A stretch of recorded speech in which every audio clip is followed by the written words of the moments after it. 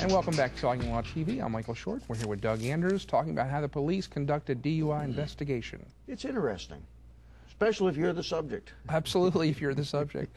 So when the police stop a car for speeding or another traffic violation, what could happen to cause it to morph into, quote, an investigation? Part of that depends upon the basis for the stop. If it's ordinary speeding, not 130 miles an hour, but just, 15, 16, 17 over, something like that, they're not going to think, oh, this is a drunk driver.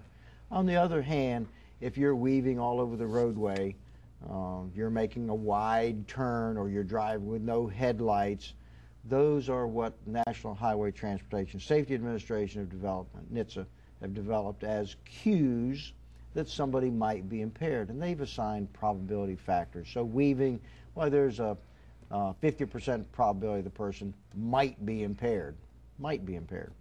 So depending upon what the officer sees in phase one of his, quote, DUI investigation, which is vehicle in motion before he stops it, he may be alerted to, aha, this might be a drunk driver. So if they're weaving on the roadway, he's going to approach it in that manner. If it's ordinary speeding, he won't get his radar raised or antenna raised until he smells the odor of an alcoholic beverage about the person or interior of the vehicle. Then it morphs from speeding ticket to DUI investigation. So right after license insurance, please, what's the next question? Have you been drinking? Well, tell me, just off our questions for a moment, are people who are impaired most likely to go too fast or too slow? Too fast, unless it's very high, like more than 100 miles an hour, in my estimation, maybe above 95 on a 55 mile per hour road. If it's reckless conduct kind of speeding, where you're just being stupid, that's not a generally recognized clue.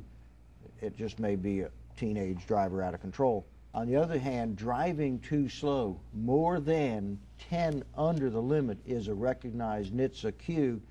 Driving too slow, hunched over the steering wheel, or trying to maintain that lane very carefully, that's a cue. So too slow is a greater probability than ordinary speeding. Okay, and what are the procedures for a DUI investigation?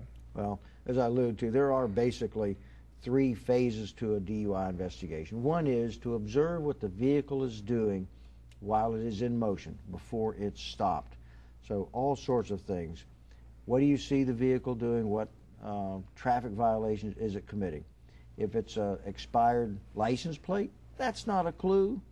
On the other hand, if he is weaving or making a wide radius turn or headlights, that is a clue. So you note that. Once you stop the vehicle, you notice how the vehicle came to a stop. Did they signal for pulling over to the right? Did the person hit the curb pulling over to the right? Did they park in a safe manner? Was it in the lane of travel or not? All of those things are relevant for the officer to consider. Once the officer makes contact, that contact with the driver before he exits the vehicle is important. Is the person able to answer questions? Is their speech slurred?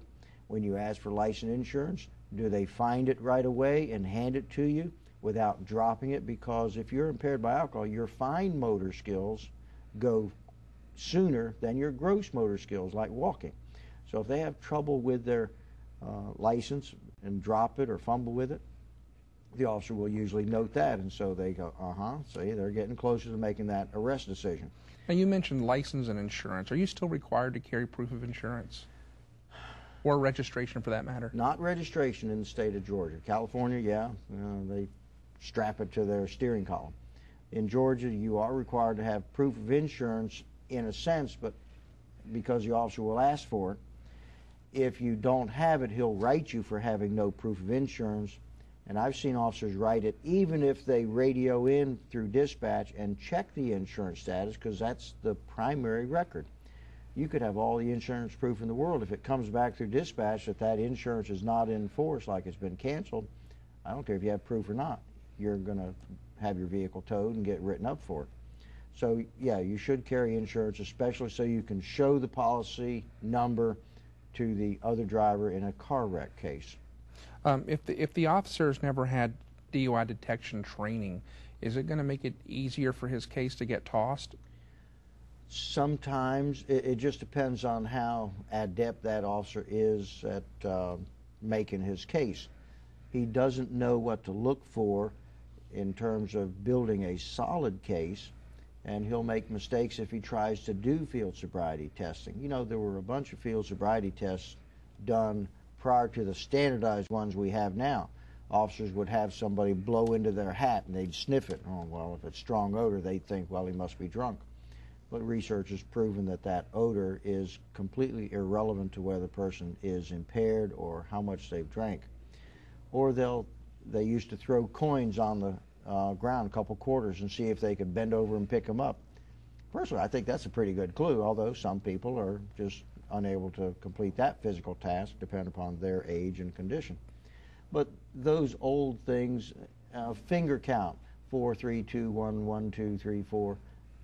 A lot of officers have heard about that in the squad rooms, and they'll try that if they haven't been trained on the official tests. So it makes it a little more interesting if the officer has no background. But usually what happens, at least with Savannah-Chatham Metro, is if the officer isn't trained on field sobriety, he'll ask for a DUI task force officer. 5 of the guys come that are well trained, and they take over that phase of the case. Okay. In Chatham County, we have something called Nighthawks and Heat. Now, we've seen their cars. I think the Heat cars are navy blue. Well, they used to be, but they didn't renew their grant, so they are now back to just regular Savannah-Chatham Metro officers in Savannah-Chatham Metro regular marked police cars, except it says DUI Task Force on it. And they are back to being called a DUI Task Force instead of Heat Unit, which was Highway Enforcement of Aggressive Traffic, and that was the Governor's Office of Highway Safety funded program. So, and the Nighthawks is a special unit of 7 very well trained state troopers who are roaming the highways and byways of Bullitt County, Bryan County, and Chatham County, and making a ton of cases, stopping people, and their focus is DUI. So if you have an odor of alcohol, there are some of those troopers who believe that even one beer would impair you. So you're likely to get arrested with any odor of alcohol or admission to drinking.